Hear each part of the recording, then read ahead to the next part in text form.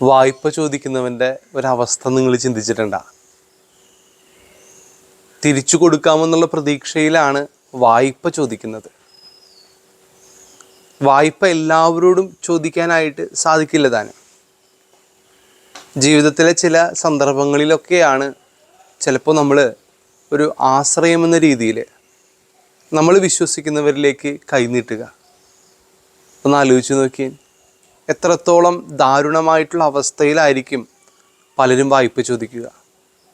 സുവിശേഷത്തിൽ അങ്ങനെ ഒരു സാഹചര്യമാണ് ഈശോ തുറന്നു വയ്ക്കുന്നത്.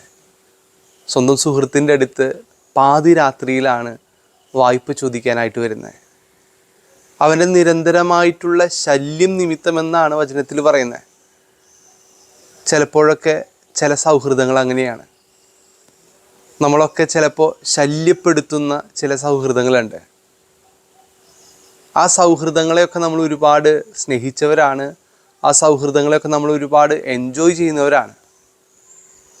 ഇത്തരത്തിലൊരു സൗഹൃദം ദൈവവുമായിട്ട് കെട്ടിപ്പടുക്കണമെന്നാണ് വചനത്തിൽ പറയുന്നത്. ശല്യം ചെയ്യുക, പ്രാർത്ഥനയിൽ ദൈവത്തെ ശല്യം ചെയ്യണമെന്ന് ഈശോ ഓർമ്മിപ്പിക്കുന്നു.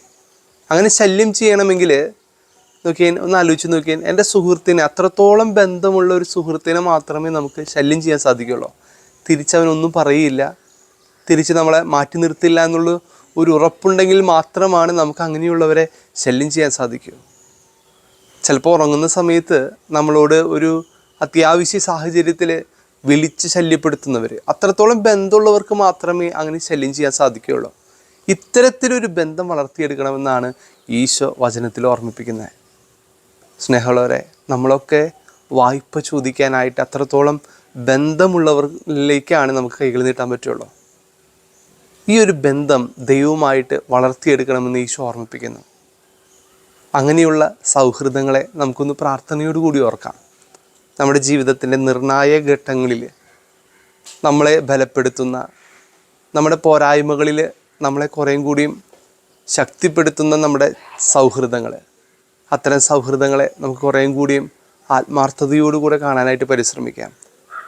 നമ്മൾ നമ്മുടെ കൈനീട്ടലുകളിൽ നമ്മുടെ കരങ്ങൾ പിടിച്ചുകൊണ്ട് ശക്തിപ്പെടുത്തുന്ന സൗഹൃദങ്ങളെ കൈവിട്ട് കളയാതിരിക്കാനായിട്ട് പരിശ്രമിക്കാം. നമ്മുടെ പ്രാർത്ഥനകളിൽ അവരെ ഓർക്കാം. ദൈവവുമായിട്ട് അത്തരത്തിലൊരു ബന്ധത്തിലേക്ക് വളരാനായിട്ടൊന്ന് പരിശ്രമിക്കാം. പ്രാർത്ഥന എന്ന് പറയുന്നത് നമ്മെ ശക്തിപ്പെടുത്തുന്ന, നമ്മുടെ മനസ്സിനെയും ശരീരത്തെയും ബലപ്പെടുത്തുന്ന വലിയൊരു അവസ്ഥയാണ്. ദൈവത്തോട് ചേർന്നിരിക്കാനായിട്ട് സഹായിക്കുന്ന നമ്മളുടെ വലിയൊരവസ്ഥയാണ് പ്രാർത്ഥന. ആ പ്രാർത്ഥനയിലൂടെ ദൈവവുമായിട്ട് നല്ലൊരു ബന്ധത്തിലേക്ക് വളരാനായിട്ട് പരിശ്രമിക്കാം.